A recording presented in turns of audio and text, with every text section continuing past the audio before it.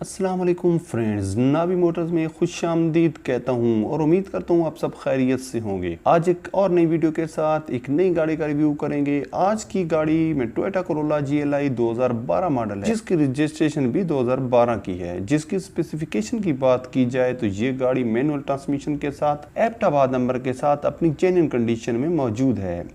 Instalment plan की बात की जाए तो 5 साल का है और ये 1,35,000 तक अपनी माइलेज कंप्लीट कर चुकी है। GLI 2012 मॉडल ये गाड़ी बहुत ज्यादा सेल हो चुकी है क्योंकि इसकी मांग बहुत ज्यादा है। कंडीशन की बात की जाए तो ये गाड़ी यूज्ड में है और ओरिजिनल बुक की बात करें तो अवेलेबल है। अगर फाइनेंसर टाइप के हवाले से बात की जाए तो ये नॉन बैंकिंग कंपनी है। फ्रंट लुक बहुत अच्छी कंडीशन में है। अगर बैक लुक के हवाले से बात की जाए तो आउट क्लास। इंटीरियर के हवाले से बात की जाए तो ये गाड़ी सेफ हैंड्स में रही है और इसी वजह से लुक में नीट एंड क्लीन है। फ्रंट साइड से डैशबोर्ड को देखा जाए तो कहीं पर भी कोई स्क्रैचेस नजर नहीं आते। इसके अलावा ये गाड़ी पावर विंडो के साथ जेन्युइन कंडीशन में मिल जाती है।